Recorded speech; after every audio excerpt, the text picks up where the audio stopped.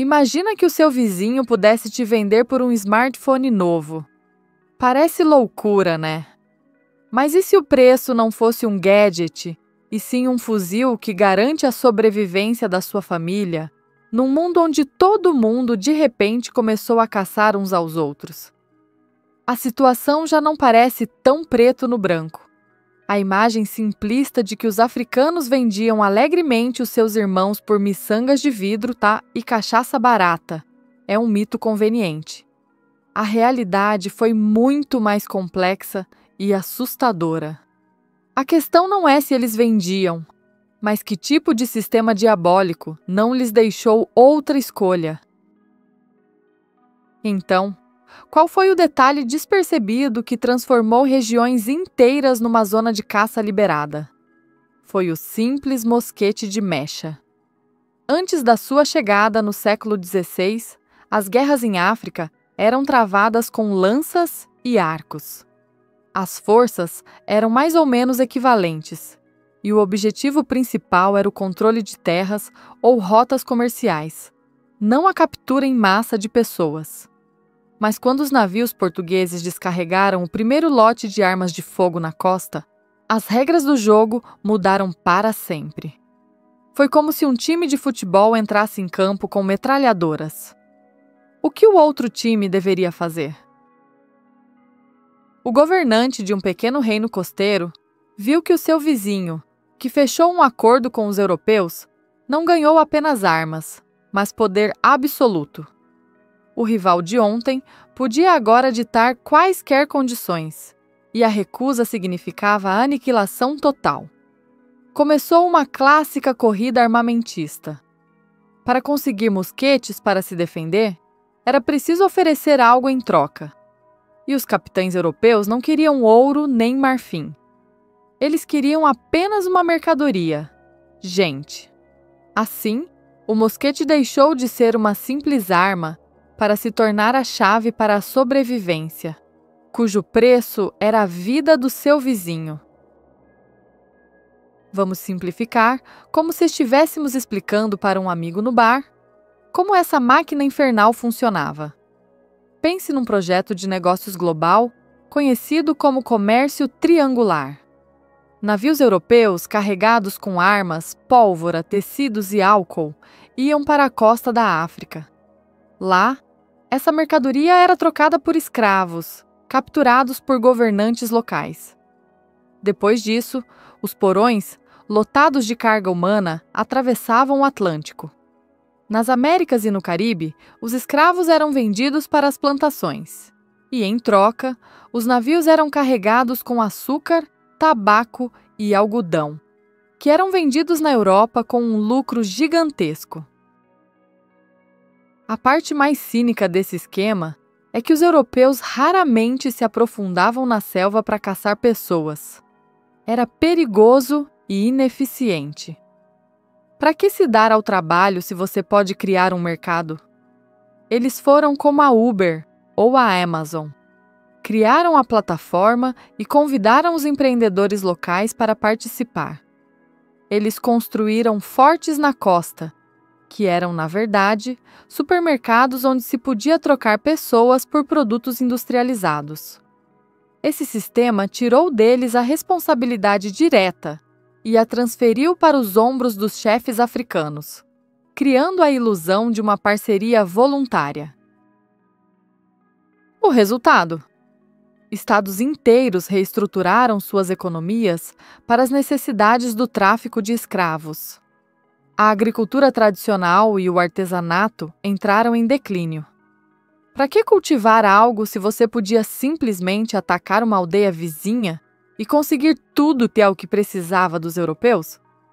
Essa foi a parte mais idiota e, ao mesmo tempo, mais engenhosa do mecanismo. O sistema se autoalimentava. Quanto mais armas um reino conseguia, mais escravos ele podia capturar. E mais desesperadamente seus vizinhos precisavam de armas para se defender, entrando na mesma corrida sangrenta. Vamos pegar o reino do Daomé como nosso anti-herói da época. Tendo surgido como um pequeno estado, o Daomé enfrentou o poderoso Império de Oió, que exigia tributos. A única maneira de sobreviver e conquistar a independência era obter armas europeias. E a única moeda para comprar essas armas eram os escravos. Os governantes do Daomé, como o rei Agaja, transformaram seu estado numa máquina de guerra altamente eficiente, cujo principal objetivo era a captura de prisioneiros.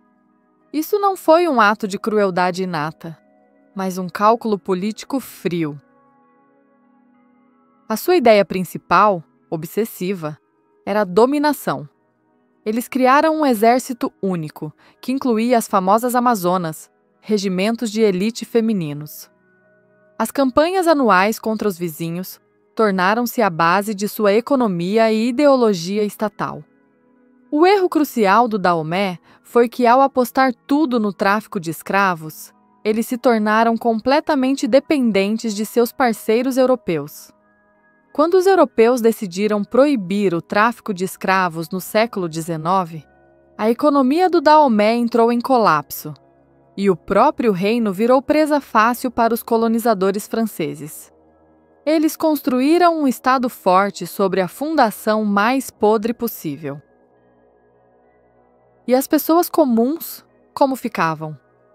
Antes dessa época, a vida delas era previsível. As principais ameaças eram a seca, doenças ou um conflito com a comunidade vizinha. Mas agora o perigo se tornou total e imprevisível. A ameaça podia vir não só de uma tribo inimiga, mas de suas próprias autoridades. Qualquer crime pequeno, uma denúncia falsa ou simplesmente estar no lugar errado na hora errada poderia terminar em escravidão perpétua do outro lado do oceano. A confiança, a base de qualquer sociedade, foi completamente destruída. As pessoas tentaram se adaptar. As aldeias se mudaram para lugares de difícil acesso e defensáveis, em colinas ou no interior das florestas. Algumas comunidades criaram sociedades secretas e sistemas de alerta para avisar umas às outras sobre a aproximação de caçadores de escravos. Mas era uma vida de medo constante. Imagina não poder ir muito longe de casa, porque você pode ser capturado. A vida antes era uma vida num mundo pobre, mas seu. A vida depois virou uma loteria diária, onde o prêmio principal era simplesmente continuar livre por mais um dia. A grande ideia para um governante africano era construir um império poderoso e centralizado com a ajuda da tecnologia europeia. Aos olhos deles, era um caminho para o progresso e a segurança. Eles acreditavam que, ao aceitar as regras do novo jogo, poderiam proteger seu povo e se destacar entre os vizinhos. Por um curto período, isso até funcionou. Reinos como o Ashanti ou o Daomé realmente se tornaram potências regionais formidáveis, cujos exércitos, armados com mosquetes, causavam pavor. Mas foi um caminho para um fracasso monumental. A consequência direta, mas inesperada, foi o esgotamento completo do recurso mais valioso, as pessoas. Terras ficaram desertas. Povos inteiros desapareceram. O resultado mais absurdo e irônico foi que, na busca pela independência, esses reinos criaram as condições ideais para o futuro colonialismo. Eles mesmos destruíram os laços internos, sangraram suas próprias terras e provaram aos europeus que o continente podia ser facilmente explorado. Em vez de impérios fortes, deixaram para trás uma terra arrasada, habitada por sociedades em guerra e profundamente traumatizadas. Então, quem foi a principal vítima? Não foram apenas os 11 milhões de pessoas transportadas através do Atlântico em condições desumanas. A principal vítima foi o próprio continente africano. Seu tecido social foi rasgado em pedaços. O lado sombrio desse progresso com mosquetes e novos produtos foi a destruição da confiança entre vizinhos. povos e até membros da mesma família. O recurso que era desperdiçado a uma velocidade assustadora era o potencial humano. Gerações de agricultores, artesãos, poetas e pensadores terminaram suas vidas nos canaviais. Foi uma liquidação do futuro para sobreviver no presente. Então, os africanos vendiam seus vizinhos por armas? Sim, mas não foi uma traição banal por lucro. Foi uma armadilha diabólica, uma corrida armamentista imposta de fora. Num sistema em que se recusar a participar significava a destruição inevitável pelas mãos de um vizinho já armado, a escolha era entre o ruim e o monstruoso. Os governantes africanos não foram tanto vilões, mas figuras trágicas, forçadas a pagar um preço inimaginável pela tentativa de salvar seu próprio povo. Agora, coloque-se no lugar deles. O que você escolheria?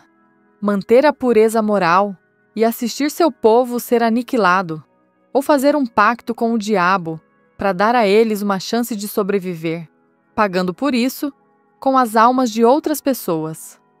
Escreva o que você pensa nos comentários, pois essa é uma das questões mais difíceis da história. E claro, se inscreva no canal para não perder as próximas análises. A propósito, nesse jogo sangrento, houve quem se atreveu a dizer não.